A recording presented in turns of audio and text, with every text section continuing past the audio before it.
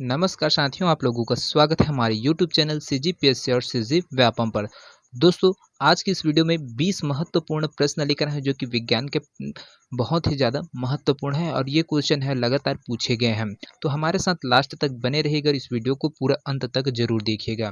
जितने भी नए दोस्त हमारे इस वीडियो को पहली बार देख रहे होंगे वो हमारे चैनल को जरूर सब्सक्राइब करेगा, साथ में बेल आइकन को भी प्रेस करिएगा। दोस्तों, जो भी दोस्त हैं जो प्रयोगशाला तकनीशियन और प्रयोगशाला परिचालक एग्जाम की तैयारी कर रहे हैं उनके लिए तो और ही ज़्यादा बहुत ही ज़्यादा महत्वपूर्ण है। तो इसको पूरी वीडियो को देखिएगा और अपना जो नंबर है वो सुनिश्चित कीजिएगा। ये क्योंकि दोस्तों यह बहुत ही ज़्यादा रेयर क्वेश्चन है और इसको लगातार पूछा गया है एग्जाम में। तो चलिए बिना किसी देरी के अपने प्रश्न की ओर बढ़ते हैं। साथ में जितने भी दोस्त हमारे चैनल के साथ जुड़ रहे हैं वो हमारे टेलीग्राम से अवश्य जुड़ जाए, क्योंकि टेलीग्राम से आप इसका PDF है वो प्राप्त कर सकते हैं। साथ में टेलीग्राम का जो लिंक है वो डिस्क्रिप्शन बॉक्स में पिन कर दिया गया, तो आप वहां से उसका लिंक को टच करके हमारे टेलीग्राम चैनल से जुड़ सकते हैं और इसका PDF है वो प्राप्त कर सकते हैं। तो चलिए दोस्तों, प्रश्न की ओर है वो बढ़ते हैं।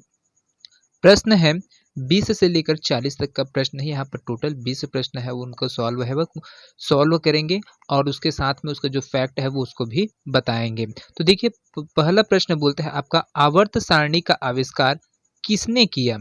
दमित्री मेंडलीफ ने, लुईस पास्चर ने, मैरी क्यूरी ने या फिर एंटोनी लेवोजियर ने। तो यहाँ पर दोस्तों इसका जो करेक्ट आंसर है वो हो जाएगा आपका ऑप्शन ए है वो बिल्कुल सही हो जाएगा। दोस्तों, जो आवर्त सारणी है उसका आविष्कार है दमित्री मेंडलीफ ने है वो किया था। तो यहाँ पर इनके द्वारा जो आविष्कार है वो 1869 में है ना, 1869 में है इनके द्वारा आवर्त सारणी का आविष्कार है वो किया गया था। और मेंडलीफ के आवर्त के अनुसार क्या होता है, तत्व के जो भौतिक और रासायनिक गुण उनके क्या होते हैं, परमाणु द्रव्यमान के आवर्त फलन होते हैं, है ना। तो इनको किसने बताया था? मेंडलीफ ने बताया। तो साथ में इन्होंने जब आवर्त सारणी है उनको बनाया तो इनके द्वारा जो आवर्त सारणी है उनको 9 वर्ग में, है ना, 9 वर्ग में बांटा गया और 7 आवर्त में है इसको बांटा गया था। 9 वर्ग और 7 आवर्त में है वो बांटा गया था। और इनके समय में जब 1869 के टाइम में, उस टाइम जो तत्व थे, एलिमेंट्स है, उनकी जो संख्या थी वो कितना था दोस्तों? तो 63 था। तो इन फैक्ट्स को याद रखिएगा, बहुत ही ज्यादा महत्वपूर्ण है। चलिए अगला प्रश्न की ओर है वो बढ़ते हैं। अगला प्रश्न है दोस्तों, देखिए यहाँ पर बहुत ही महत्वपूर्ण प्रश्न है। ये वाला क्वेश्चन है लगातार है वो 10 से 12 बार है वो पूछा जा चुका है। आप किसी भी, चाहे प्रयोगशाला सहायक हो, चाहे शिक्षक वर्ग हो, चाहे आपका सहायक शिक्षक हो, हर एग्जाम में ये क्वेश्चन है वो देखने मिलता है। जो लेंस वाला भाग है उससे ये क्वेश्चन है वो बिल्कुल देखने को मिलता है। तो इसको छोड़िएगा नहीं, इसको सॉल्व करके भी बताएंगे। तो देखिए, अवतल दर्पण की वक्रता की त्रिज्या 30 सेंटीमीटर है। कार्टेशियन साइन कन्वेंशन के अनुसार इसकी फोकल लंबाई को किस तरह व्यक्त किया जाता है? -15 सेंटीमीटर, -30 सेंटीमीटर, +15 सेंटीमीटर या फिर +30 सेंटीमीटर। तो यहाँ पर दोस्तों इसका जो आंसर होगा वो हो जाएगा आपका ऑप्शन ए है वो बिल्कुल सही हो जाएगा। दोस्तों यहाँ पर -15 सेंटीमीटर है वो इनका आएगा, है ना। तो देखिए यहाँ पर देखिए, कोई भी है गोलीय दर्पण की फोकस लंबाई होती है ना, जो फोकस लंबाई होती है उसको किससे प्रदर्शित करती है, किया जाता है? एफ से है, फोकल लेंथ से है उसको प्रदर्शित किया जाता है। साथ में इसके जो गोलीय दर्पण की जो वक्रता त्रिज्या होती है उसको आर से है वो प्रदर्शित किया जाता है। फोकस दूरी है एफ से, है ना, और आपका जो आर है वो किसको वक्रता त्रिज्या है उसको बताती है ना। और साथ में क्या होती है, जो गोलीय दर्पण की जो वक्रता त्रिज्या है वो आधी होती है ना। और अवतल दर्पण है, सॉरी, जो उत्तल दर्पण है दोस्तों, वो फोकस लंबाई उसकी जो है ना, उसकी जो क्या होती है, सदैव जो फोकस लंबाई है वो क्या होती है, धनात्मक होता है। किसकी? उत्तल दर्पण का हमेशा आपका धनात्मक होगा। उत्तल दर्पण है उनकी जो फोकस लंबाई है वो क्या होता है, धनात्मक होता है। और अवतल दर्पण की जो फोकस लंबाई है दोस्तों, है ना, यहाँ पर अवतल दर्पण की जो फोकस लंबाई होती है वो क्या होता है, आपका ऋणात्मक होता है। तो इन दोनों चीज को सदैव याद रखिएगा, इसे आप याद रखेंगे तो कोई भी कंफ्यूजन है वो नहीं होगा। साथ में यहाँ पर अब अवतल दर्पण की जो वक्रता त्रिज्या है दोस्तों वो आर कितना है, यहाँ पर वक्रता त्रिज्या कितना है, यहाँ पर 30 है वो दिया गया है। तो वक्रता त्रिज्या इनकी 30 सेंटीमीटर है वो दिया गया है। तो अवतल दर्पण की जो फोकस लंबाई है उनमें इसका मान रखेंगे, तो फोकस लंबाई उनका मान रखेंगे तो यहाँ पर क्या हो जाएगा, तो अवतल दर्पण है तो इसकी जो लंबाई है वो क्या है, माइनस में है, तो माइनस का चिन्ह लगाएंगे। और आपका आर कितना है, 30 है ना, और बटा इसको 2 से करेंगे। तो जैसे इसको करेंगे दोस्तों, तो यहाँ पर माइनस का 15 सेंटीमीटर है वो इसका आंसर है वो आ जाएगा। तो ये बहुत ही सिंपल है, ये ट्रिक है बहुत ही ज़्यादा महत्वपूर्ण। तो इस प्रकार के क्वेश्चन है वो आपको देखने को मिलता ही मिलता है। चलिए अगला प्रश्न की ओर है वो बढ़ते हैं। अगला प्रश्न है दोस्तों, यहाँ पर देखिए, वस्तु के प्रतिबिंब की ऊंचाई से वस्तु की ऊंचाई का अनुपात क्या कहलाता है? पार्श्विक व्युत्क्रम कहलाता है, दर्पण सूत्र कहलाता है, परावर्तन का प्रथम नियम कहलाता है, या फिर रेखीय आवर्धन कहलाता है। तो यहाँ पर वस्तु की जो है ना, वस्तु के प्रतिबिंब की ऊंचाई से वस्तु की ऊंचाई का अनुपात क्या कहलाता है? दोस्तों यहाँ पर देखिए समझने वाली बात है, प्रतिबिंब की जो ऊंचाई है, यहाँ पर अगर प्रतिबिंब है तो ये कितने ऊंचाई पर बन रहा है, और साथ में इससे वस्तु की ऊंचाई है, उनके दोनों के बीच में क्या है, अनुपात है, वो रेशियो निकल रहा है, उसको आपको बताना है। तो यहाँ पर इसका जो करेक्ट आंसर हो जाएगा दोस्तों, वो हो जाएगा आपका ऑप्शन डी है, वो बिल्कुल सही हो जाएगा दोस्तों, रेखीय आवर्धन की है वो हो जाएगी, क्योंकि वस्तु की प्रतिबिंब की ऊंचाई से वस्तु की ऊंचाई का जो अनुपात होता है वो रेखीय आवर्धन कहलाता है। तो आवर्धन क्षमता है दोस्तों, यहाँ पर आवर्धन है तो वो क्या होता है, इसका जो सूत्र है ना, इनका जो सूत्र क्या होता है, प्रतिबिंब की जो लंबाई है बटे ऊंचाई है ना, ये आपको इस सूत्र है, उसके बाद यहाँ पर आप उसको निकाल सकते हैं, आवर्धन है वो पता चल जाता है। चलिए अगला प्रश्न की ओर है वो बढ़ते हैं। अगला प्रश्न है दोस्तों, यहाँ पर प्रकाशिक तंतु किस सिद्धांत पर कार्य करता है? विसरण पर, पूर्ण आंतरिक परावर्तन पर, प्रकीर्णन पर, या फिर अपवर्तन पर? तो यहाँ पर दोस्तों इसका करेक्ट आंसर है वो क्या हो जाएगा, तो यहाँ पर है जो आपका ऑप्शन बी है वो बिल्कुल सही हो जाएगा दोस्तों। प्रकाशिक तंतु कौन सा सिद्धांत पर कार्य करता है, तो यह पूर्ण आंतरिक परावर्तन पर है वो काम है वो करता है ना। तो यहाँ पर इसको ध्यान में रखिएगा, जैसे कि मान लीजिए कोई क्वार्टज है, कांच के बहुत लंबे और पतले हजारों रेशों से बना, प्रकाशिक तंतु पूर्ण आंतरिक परावर्तन पर क्या होता है, आधारित रहता है। एक ऐसी युक्ति होती है जिसके द्वारा क्या करते हैं, प्रकाश संकेतों के एक स्थान से क्या करते हैं दोस्तों, वो दूसरे स्थान पर है ना, इस दूसरे स्थान तक बिना ऊर्जा क्षय के स्थानांतरित किया जाता है। इसका जो प्रयोग है मानव शरीर के आंतरिक भागों के परीक्षण के लिए है वो किया जाता है, और अंतःदर्शी में है वो किया जाता है ना। तो इनको है वो ध्यान में रखिएगा, बहुत ही महत्वपूर्ण प्रश्न है। चलिए अगला प्रश्न की ओर है वो बढ़ते हैं। अगला प्रश्न है यहाँ पर, किसी व्यक्ति के निकट दृष्टि दोष को सुधारने हेतु किस लेंस का प्रयोग है वो किया जाता है? यहाँ पर कोई व्यक्ति है, अगर उनको निकट दृष्टि दोष है तो उनको निकट दृष्टि दोष को दूर करने के लिए हम किस प्रकार के लेंस का उपयोग करेंगे दोस्तों? अपसारी लेंस का, या फिर द्विफोकल लेंस का, या फिर बेलनाकार लेंस का, या फिर अभिसारी लेंस का? तो यहाँ पर दोस्तों इसका जो करेक्ट आंसर हो जाएगा वो हो जाएगा आपका ऑप्शन ए है वो बिल्कुल सही हो जाएगा। अपसारी लेंस है ना, उनका उपयोग है हम करेंगे, जिसके वजह से क्या हो जाएगा, जो निकट दृष्टि दोष है वो उसको दूर है वो किया जा सकता है। कारण क्या है, जो निकट दृष्टि दोष में वस्तु का जो प्रतिबिंब होता है दोस्तों, वो क्या करता है, रेटिना के पहले बन जाता है ना, रेटिना में ना बन के क्या होता है, रेटिना के वो पहले है वो क्या प्रतिबिंब है वो बन जाता है। और पास की जो वस्तु है वो साफ तो दिखाई देती है, लेकिन क्या होती है, दूर की वस्तु है क्या दिखाई देती है, धुंधली प्रकार की है वो दिखाई देती है। इस दोष को है हम कौन से लेंस से उपयोग है वो दूर कर सकते हैं, अवतल लेंस होता है ना, अवतल लेंस है, अवतल लेंस को जैसे लगाएंगे तो निकट दृष्टि दोष है वो दूर हो जाएगा। इसी अवतल लेंस को क्या बोलते हैं, अपसारी लेंस है वो बोला जाता है ना, और इसी का ही प्रयोग करेंगे तो हम निकट दृष्टि दोष को है वो दूर कर सकते हैं। चलिए अगला प्रश्न की ओर है वो बढ़ते हैं। अगला प्रश्न है दोस्तों, रोशनी के लिए साधारण बल्ब की जगह एलईडी और सीएफएल इसकी वजह से ले रहे हैं। तो क्या है दोस्तों, आप रोशनी ले, आज के टाइम में जो बल्ब है वो हम जलाते हैं, पहले के टाइम में है जो लाल रंग का है वो आता था लैंप वाला, है ना, अन्य प्रकार के जो लैंप है उन सब लाइटों को क्या है, बल्ब है उनको छोड़ दिया गया। अब के टाइम में क्या करते हैं, एलईडी लगाते हैं और सीएफएल लाइट लगाते हैं। तो उससे क्या फायदा है, क्या उससे कुछ फायदे, क्या हो रहा है, ऊर्जा की दक्षता की वजह से, सामर्थ्य की वजह से, आसान उपलब्धता की वजह से, या फिर सुविधाजनक निपटान की वजह से, क्या कारण है जिसकी वजह से हम आज के टाइम में एलईडी और सीएफएल है उनका प्रयोग है वो कर रहे हैं? तो यहाँ पर है दोस्तों उसका जो करेक्ट आंसर हो जाएगा वो हो जाएगा आपको ऑप्शन ए है, बिल्कुल सही हो जाएगा, ऊर्जा दक्षता की वजह से हम क्या करते हैं, उनको लगाते हैं। तो रोशनी के लिए साधारण बल्ब की जगह दोस्तों एलईडी लगाते हैं ना, एलईडी, तो एलईडी का फुल फॉर्म क्या होता है, यहाँ पर एलईडी है तो लाइट इमिटिंग डायोड होता है ना, लाइट इमिटिंग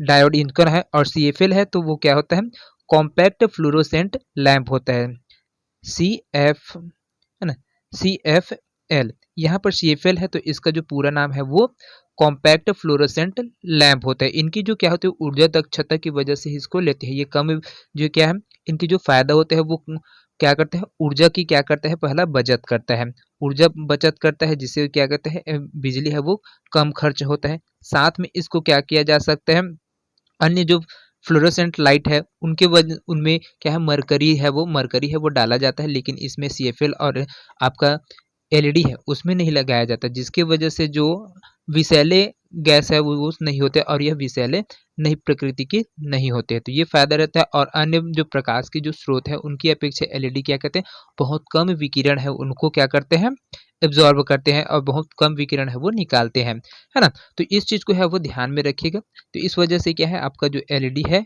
और सीएफएल है उसका उपयोग है वो किया जाता है। चलिए अगला प्रश्न की ओर है वो बढ़ते हैं। अगला प्रश्न है दोस्तों यहाँ पर 26वां नंबर का प्रश्न है, बहुत ही महत्वपूर्ण प्रश्न है। यहाँ पर निम्नलिखित में से कौन सा उदाहरण न्यूटन की गति के पहले नियम को दर्शाता है। यहाँ पर न्यूटन का गति का प्रथम नियम कौन सा है दोस्तों, यहाँ पर 4 ऑप्शन है उसमें से आपको बताना है कौन कौन सा है उसको। तो पहला ऑप्शन क्या बोलते हैं, जब हम पैडल चलाना बंद करते हैं तो साइकिल धीमी होना शुरू हो जाता है। दूसरा ऑप्शन में है तेजी से आती हुई क्रिकेट गेंद को पकड़ते समय क्षेत्र रक्षक चलती गेंद के साथ धीरे धीरे अपने हाथ पीछे की ओर ले जाते हैं। तीसरा है जब एक बस अचानक शुरू होती है तब यात्रियों को पीछे की ओर झटका लगता है, या फिर रॉकेट लॉन्च करना होता है। तो यहाँ पर जो यह दोस्तों प्रश्न क्या था, यहाँ पर जो आपका पूछा गया है न्यूटन की गति के प्रथम नियम है उनको आपको बताना है। तो इनकी जो उदाहरण दी है वो क्या है, कौन सा वाला है वो बिल्कुल सही हो जाएगा दोस्तों। तो ये हो जाएगा आपका ऑप्शन सी है वो बिल्कुल सही हो जाएगा, क्योंकि न्यूटन की गति का प्रथम नियम है दोस्तों क्या बोलते हैं, यदि कोई वस्तु विराम अवस्था में है तो वह तब तक विराम अवस्था में रहेगी जब तक उस पर कोई बाह्य बल है वो नहीं लगे। मान लो कि कोई वस्तु है दोस्तों यहाँ पर अब ये विराम अवस्था है तो हम क्या करेंगे, गति का प्रथम नियम है कब तक पालन नहीं होगा यहाँ पर, तो जब तक ये विराम अवस्था है। तो जैसे ही हम कोई बाहरी बल है इसको लगाएंगे तो वो धीरे से वो चलना स्टार्ट कर देगा, है ना। तो इसी को ही बोला जाता है गति का प्रथम नियम, और इसी को साथ में बोला जाता है जड़त्व का नियम है भी है वो बोला जाता है। तो यहाँ पर जो उदाहरण है क्या बोला गया है, बस अचानक शुरू होती है तब यात्रियों को पीछे की ओर है वो झटका लगता है ना। तो यही चीज है वो इसी की वजह से होता है, क्योंकि हमारा जो शरीर है जैसे अब बस है वो चल रहा है धीरे धीरे है वो चल रहा है, अगर खड़ा है चल रहा है तो हमारा जो शरीर है वो विराम अवस्था में रहता है और बस है वो एक मोशन के साथ है, लेकिन अचानक से जैसे ही ब्रेक लगाया जाता है तो क्या है शरीर है स्थिर हो जा रहता है ना, उसकी वजह से वो पीछे की ओर है वो धक्का देता है। तो इसको ध्यान में रखिएगा, बहुत ही महत्वपूर्ण प्रश्न है। चलिए अगला प्रश्न की ओर है वो बढ़ते हैं। अगला प्रश्न है बल समीकरण में एक एफ का बराबर क्या है ना। बल समीकरण में एफ बराबर क्या है, M M M G H M B या फिर यू प्लस ए टी। तो यहाँ पर जो बल का समीकरण है दोस्तों उसका जो आंसर है वो क्या हो जाएगा, तो बल क्या होता है, वह बाह्य कारक होता है जो किसी वस्तु की प्रारंभिक अवस्था में परिवर्तन करता है, जो है ना परिवर्तन करता है और परिवर्तन करने की चेष्टा करता है, इस वजह से होता है। बल है दोस्तों आपका एक सदिश भौतिक राशि होती है ना, ये क्या होती है, बल है वो एक सदिश क्या होती है भौतिक राशि है वो होता है, तो इसको ध्यान में रखिएगा। साथ में आपका क्या होता है, किसी वस्तु का जो द्रव्यमान अगर मान लो एम है, कोई भी वस्तु है उनके जो द्रव्यमान है वो एम है, और बल है आपका है ना, बल है एफ, बल लगाने पर क्या है त्वरण है वो ए है, त्वरण ए है, उसके अंतर्गत क्या होता है गतिशील है वो हो जाती है। तो यहाँ पर कोई भी बल है वो ए बराबर क्या था है एम गुणा एक्स है वो हो जाता है, सॉरी एक्स बोलता हूँ ए है वो हो जाता है, ए बराबर क्या होता है एम गुणा ए है वो हो जाता है। इनके तो क्या है ये दोनों इनके समतुल्य हो जाते हैं, है ना। तो न्यूटन की गति के जो द्वितीय नियम अनुसार दोस्तों किसी वस्तु पर लगा बल उस वस्तु के संवेग में परिवर्तन की दर के क्या होते हैं बराबर होता है ना। तो इसमें जो एफ का बराबर होगा दोस्तों वो क्या हो जाएगा, तो आपका ऑप्शन ए है वो बिल्कुल सही हो जाएगा, u प्लस ए टी है ना, u प्लस ए टी है वो आपका बराबर है वो आ जाएगा। चलिए अगला प्रश्न की ओर है बढ़ते हैं। यहाँ पर जो बल का दोस्तों बल है उनका जो मात्रक होता है ना, बल का जो मात्रक है वो क्या होता है न्यूटन होता है ना, न्यूटन होता है। तो इसको भी ध्यान में रखिएगा, ऐसा इसका कौन से फॉर्मेट में है, एसआई मात्रक में बोला जाएगा, तब है आपको न्यूटन है उसको लेंगे। चलिए अगला प्रश्न की ओर है वो बढ़ते हैं। अगला प्रश्न है 14 किलोग्राम द्रव्यमान और 28 मीटर पर सेकंड के वेग वाले पिंड का संवेग कितना होगा। यहाँ पर 14 किलोग्राम द्रव्यमान है, 14 किलोग्राम द्रव्यमान और 28 मीटर पर सेकंड के वेग वाले जो पिंड है उनका जो संवेग है वो कितना होगा पूछा गया। 0.5 किलोग्राम मीटर पर सेकंड, या फिर 392 किलोग्राम मीटर पर सेकंड, या फिर 1/392 किलोग्राम मीटर पर सेकंड, या फिर 2 किलोग्राम मीटर पर सेकंड। तो यहाँ पर दोस्तों इसका जो करेक्ट आंसर है वो क्या हो जाएगा दोस्तों। तो यहाँ पर देखिए जो आपका ऑप्शन बी है ना, आपका ऑप्शन बी है वो बिल्कुल सही हो जाएगा। यहाँ पर दोस्तों अब मान लीजिए यहाँ पर जो पिंड का जो द्रव्यमान है, पिंड का द्रव्यमान कितना है दोस्तों, यहाँ पर पिंड का जो द्रव्यमान है एम है ना, वो कितना है आपका 14 केजी है। कितना है 14 केजी। साथ में आपका जो पिंड का वेग है ना, पिंड का जो वेग है वो है आपका, पिंड का वेग है वो है आपका 28 मीटर पर सेकंड है। तो ये चीज दोनों चीज ये है, और हमें उसका संवेग है वो क्या करना है, संवेग है वो निकालना है। तो संवेग है उसमें क्वेश्चन मार्क है हम लगा देंगे। तो पिंड का संवेग है तो दोस्तों इसमें क्या होता है ना, पिंड का संवेग है तो यहाँ पर पी है उसको बाहर ले लेंगे, फिर आप है दोनों के है वो गुणा कर देंगे, है ना। तो 14 है क्या है आपका, 14 है वो किलोग्राम द्रव्यमान है, मास है, और मीटर सेकंड में है। तो 14 गुणा क्या हो जाएगा आपका, 14 गुणा 28 है वो हो जाएगा, है ना। जैसे ही 14 गुणा 28 है वो करेंगे, इसका आंसर है वो आ जाएगा। तो यहाँ पर जैसे ही गुणा करेंगे तो ये 392 केजी, 392 केजी और पर मीटर सेकंड है वो हो जाएगा। तो चलिए अगला प्रश्न की ओर है वो बढ़ते हैं। अगला प्रश्न है यहाँ पर, यदि पृथ्वी पर आपका वजन 38 किलो है तो बुध ग्रह पर आपका वजन कितना होगा। 19 किलोग्राम, 760 किलोग्राम, 10 किलोग्राम, या फिर 14.3 किलोग्राम।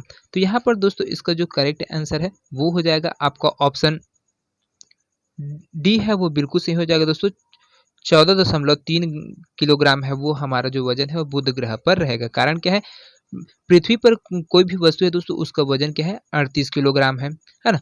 तो बुध ग्रह पर उसका वजन है वो 14.3 किलोग्राम है। कारण क्या है, क्योंकि बुध ग्रह पर क्या है दोस्तों, गुरुत्वाकर्षण पृथ्वी का क्या होता है 38% है ना। पृथ्वी से 38% इनका गुरुत्वाकर्षण है, और सूर्य के सबसे निकट में है दोस्तों यह ग्रह है वो स्थित है। और सौर मंडल का जो सबसे छोटा ग्रह है दोस्तों ये आपका बुध ग्रह ही है, और इसके पास कोई भी उपग्रह नहीं है। और बुध का जो घनत्व है वो 5.6 ग्राम 5.6 ग्राम पर सेंटीमीटर है वो है, पर सेंटीमीटर क्यूब में है ना। तो इसको ध्यान में रखिएगा, इस वजह से यहाँ पर क्या क्या है 14.3 किलोग्राम है वो आ जाता है।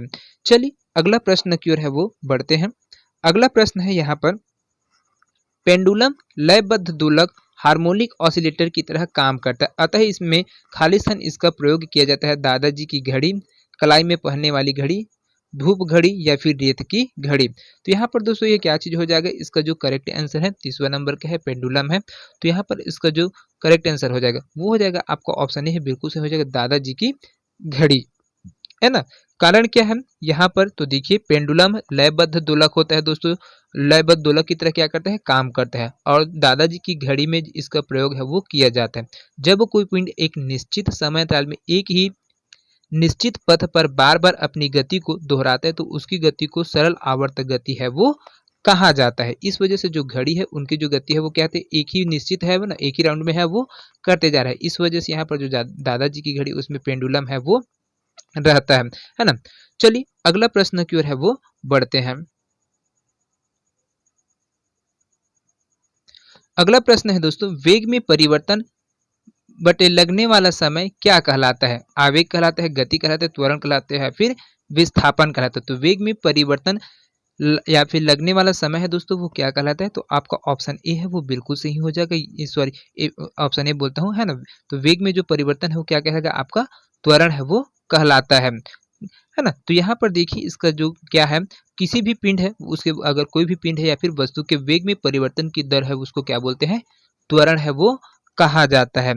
और त्वरण दोस्तों एक प्रकार से आपका सदिश राशि होता है। जो त्वरण है वो एक प्रकार से क्या है, आपका सदिश राशि है और इसका मात्रक है मीटर प्रति वर्ग सेकेंड होता है ना। इनका जो मात्रक होता है मीटर प्रति सेकेंड वर्ग है वो होता है ना। और त्वरण का मान क्या है, तो त्वरण बराबर क्या होता है, तो वेग में परिवर्तन बटे समय होता है। वेग में परिवर्तन बटा समय होता है। तो इसको ध्यान में रखिए, फॉर्मूला बहुत ही इंपॉर्टेंट है। चलिए अगला प्रश्न की ओर है वो बढ़ते हैं। अगला प्रश्न है दोस्तों, यहाँ पर देखिए, यदि कोई वस्तु समान समय अंतराल में असमान दूरी तय करती है तो इसे खाली स्थान में कहा जाता है। क्या कहा जाता है? असमान गति, रूपांतरित गति, समान गति या फिर घूर्णन गति। तो यहाँ पर दोस्तों इसका जो करेक्ट आंसर है दोस्तों वो हो जाएगा आपका ऑप्शन ए है वो बिल्कुल सही हो जाएगा। असमान गति है वो कहलाता है। यदि कोई वस्तु समान समय अंतराल में असमान दूरी तय करती है तो इसे असमान गति है वो कहा जाता है। अगर एक कोई भी पिंड है एक स्थान से है दोस्तों, एक ही साथ गति करता है, लेकिन वो क्या करते हैं प्रत्येक समय में, है ना, समान समय में एक है वो क्या करते हैं, असमान दूरी है, अलग अलग दूरी है वो क्या करता है, तय करता है। इस वजह से असमान गति है वो कहलाता है। जब कोई वस्तु समान समय अंतराल में समान दूरी नहीं करती है तो इस गति को हम क्या करते हैं, असमान गति है वो कहते हैं। तो असमान गति का जो दूरी है दोस्तों वो क्या कहते हैं, समय ग्राफ पर क्या है, वक्र रेखा है वो बनाता है। तो यहाँ पर ऐसे, तो ये ऐसे है वो बनाते जाएगा, है ना। तो यहाँ पर आपका v है x हो जाएगा और ये इधर ऊपर है दूरी की है और यह समय है। तो यहाँ पर अगर असमान होगा तो इनकी जो वक्रता त्रिज्या है वो ऐसे आ जाता है ना। तो इसको ध्यान में रखिएगा। चलिए अगला प्रश्न की ओर है वो बढ़ जाते हैं। अगला प्रश्न है यहाँ पर, एक वस्तु स्थिर स्थिति से आरंभ होकर 4 मीटर प्रति वर्ग सेकंड के निरंतर त्वरण से स्थानांतरित होता है तो 8 सेकंड के बाद इसकी गति कितनी होगी? 16 मीटर प्रति सेकंड, 8 मीटर प्रति सेकंड, 32 मीटर प्रति सेकंड या फिर 4 मीटर प्रति सेकंड। तो यहाँ पर दोस्तों इसका क्वेश्चन है वो क्या हो गया, तो यह इस ये क्वेश्चन को सॉल्व करने के लिए दोस्तों हम किसका उपयोग करेंगे? तो यहाँ पर इसका जो करेक्ट आंसर आ जाएगा वो बता देते हैं पहले। तो 32 मीटर प्रति सेकंड है वो इसका आ जाता है। तो गति का पहला नियम है दोस्तों, उसका जो फॉर्मूला है वो होता है v बराबर u प्लस ए टी है ना। तो v बराबर क्या है, u प्लस ए टी है। तो यहाँ पर इसका जो मान है उसको रख देंगे। यहाँ पर देखिए आपका u का मान है वो कितना है, 0 है। u का मान है आपका 0 है। a का मान है वो है आपका 4 मीटर पर सेकेंड है और समय का मान है 8 सेकेंड, है ना। तो इसको जैसे ही इसके मान में सूत्र है उसके मान में रखेंगे। तो v बराबर देखिए दोस्तों यहाँ पर जैसे ही मान रखते हैं तो 0 प्लस 4 प्लस 8 है ना। तो यहाँ पर है तो 0 0 कुछ है ना, सॉरी प्लस कर दिया, यहाँ पर गुणा है ना, यहाँ पर गुणा है। तो इसको जैसे ही हम करेंगे तो क्या हो जाएगा, ये v बराबर निकल जाएगा आपका 32 मीटर पर सेकेंड है वो निकल जाएगा, पर सेकेंड स्क्वायर में है वो निकल जाता है। चलिए अगला प्रश्न की ओर है वो बढ़ते हैं। अगला प्रश्न है, सोनार एक उपकरण है जो वस्तुओं की दूरी, दिशा और गति को मापने के लिए अल्ट्रासोनिक तरंगों का उपयोग है वो करता है। चलिए दोस्तों एक चीज है वो मैं गलत बोल दिया था, यहाँ पर है स्क्वायर है बोल दिया था ना, तो यहाँ पर है ना, इसको ध्यान में रखिएगा। 32 मीटर प्रति सेकंड है ना कि स्क्वायर में, है ना, इसको ध्यान में रखिएगा, मैं गलत है वो बोल दिया था। चलिए अगला प्रश्न की ओर है इधर है बढ़ते हैं। अगला प्रश्न क्या था, सोनार एक उपकरण है जो खाली स्थान वस्तुओं की दूरी, दिशा और गति को मापने के लिए अल्ट्रासोनिक तरंगों का उपयोग करता है, जमीन पर, हवा में, अंतरिक्ष में या फिर पानी के नीचे। तो यहाँ पर दोस्तों सोनार एक प्रकार का उपकरण है जो क्या करता है, पानी के नीचे है दोस्तों। यहाँ पर है सोनार का है वो उपयोग है वो किया जाता है। कारण कि सोनार वह उपकरण है दोस्तों जो पानी के भीतर वस्तु की दूरी, है ना, वस्तु की दूरी है, उनकी दिशा है, वस्तु की दूरी, दिशा और उनकी जो गति है उनको मापने के लिए है आप हमें सोनार का है वो उपयोग है वो करते हैं। यहाँ पर अल्ट्रासोनिक तरंगों का उपयोग है वो सोनार के माध्यम से किया जाता है और उनकी दूरी, दिशा और गति है वो जानकारी है वो दिया जाता है। चलिए अगला प्रश्न की ओर है वो बढ़ते हैं। अगला प्रश्न है यहाँ पर, खाली स्थान ध्वनि तरंग की विशेषता नहीं है, आयाम, वेग, आवृत्ति या फिर हर्ज। तो यहाँ पर दोस्तों इसका जो करेक्ट आंसर है वो क्या हो जाएगा, तो यहाँ पर जो आपका ऑप्शन डी है वो बिल्कुल सही हो जाएगा दोस्तों। हर्ज क्या है, ध्वनि की विशेषता नहीं होती है ना। तो हर्ज ध्वनि तरंग की विशेषता नहीं है दोस्तों, यह आवृत्ति का एसआई मात्रक होता है ना। यहाँ पर जो आवृत्ति है उनका एसआई मात्रक हो क्या होता है, हर्ज होता है ना। अगर ध्वनि तरंग की 5 विशेषताएं होती है दोस्तों, जिसमें आपका तरंग दैर्ध्य होता है, आयाम होता है, समय अवधि होता है, आवृत्ति और वेग या फिर गति। तो ये 5 प्रकार की इनकी विशेषताएं होती है ना? तो इसको ध्यान में रखिएगा। वायु में अगर ध्वनि तरंगे अनुदैर्ध्य तरंगी होती है, तो किसी भी ध्वनि तरंग के वेग, तरंग दैर्ध्य और आवृत्ति में संबंध रहता बनता है, तो उसको लैम्डा बराबर वी अपॉन एफ से है वो व्यक्त है वो किया जाता है, जहां पर वी का मतलब होता है तरंग का वेग, एफ बराबर आवृत्ति होता है और आपका लैम्डा है वो तरंग दैर्ध्य है उसको प्रदर्शित करता है। चलिए अगला प्रश्न की ओर है वो बढ़ते हैं। अगला प्रश्न है यहाँ पर, किसी ध्वनि तरंग की आवृत्ति v और आवर्तकाल t के बीच क्या संबंध होता है? n बराबर 1/t², n बराबर t या फिर n बराबर 1/t या फिर n बराबर 1/√t। तो यहाँ पर क्या होगा दोस्तों, इसका जो करेक्ट आंसर है वो क्या हो जाएगा? तो यहाँ पर इसका जो करेक्ट आंसर है दोस्तों वो हो जाएगा आपको ऑप्शन सी है, बिल्कुल सही हो जाएगा। n बराबर 1/t है वो होता है ना? तो ध्वनि की जो आवृत्ति होती है दोस्तों, ध्वनि की जो आवृत्ति है उसको n लिखते हैं और यहाँ पर 1/, क्या होता है, ध्वनि की आवर्तकाल होता है ना? ध्वनि की आवर्तकाल को t से है वो व्यक्त किया जाता है। तो यहाँ पर n बराबर 1/t है, इसका करेक्ट आंसर हो जाएगा। चलिए अगला प्रश्न की ओर है वो बढ़ते हैं। अगला प्रश्न है, बिल्कुल मंद श्रव्य ध्वनि का तीव्रता स्तर क्या है? 100 डेसिबल, 0 डेसिबल, 10 डेसिबल या फिर 25 डेसिबल। तो यहाँ पर दोस्तों इसका जो करेक्ट आंसर है क्या हो जाएगा? ध्वनि की तीव्रता का मापन है वो किस में किया जाता है? डेसिबल में किया जाता है। जो ध्वनि है उनकी जो तीव्रता का मापन किस में करते हैं? डेसिबल में है वो, डीबी में है वो करते हैं, डीबी बोलते हैं शॉर्टकट में, है ना इसको, या फिर डेसिबल में कहते हैं। अगर मंद गति में है दोस्तों, बिल्कुल मंद गति है पर श्रव्य ध्वनि है वो बिल्कुल मंद गति पर है, तो उनका जो है वो क्या हो गया? 0 डेसिबल पर है वो होता है। और जो अगर मनुष्य की बात करें तो उनकी जो तीव्रता, मनुष्य के लिए जो मानक ध्वनि होती है वो 60 डेसिबल है वो होती है, है ना? 60 डेसिबल तक ही मनुष्य है वो सुन सकते हैं, इससे ज्यादा होने पर है वो क्या है, वो बहुत ही ज्यादा नुकसानदायक हो जाता है। चलिए अगला प्रश्न की ओर है वो बढ़ते हैं।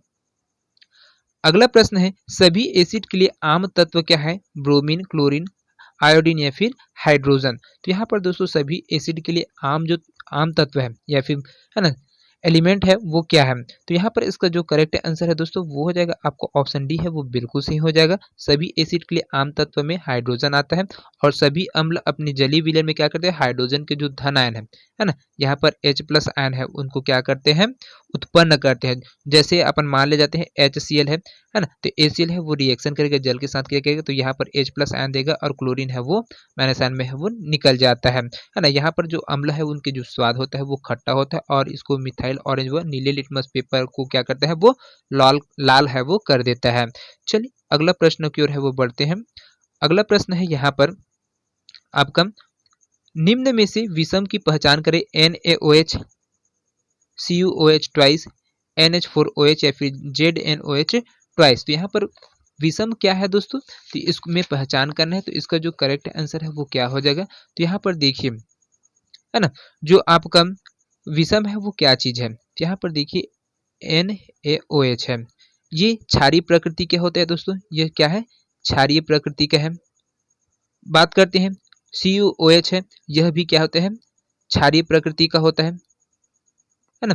NH4OH है, ये भी आपका क्षारीय प्रकृति का होता है ना। लेकिन जैसे ZnOH2 है, ये दोस्तों आपका Zn है, ZnOH ट्वाइस है, ये क्या होता है?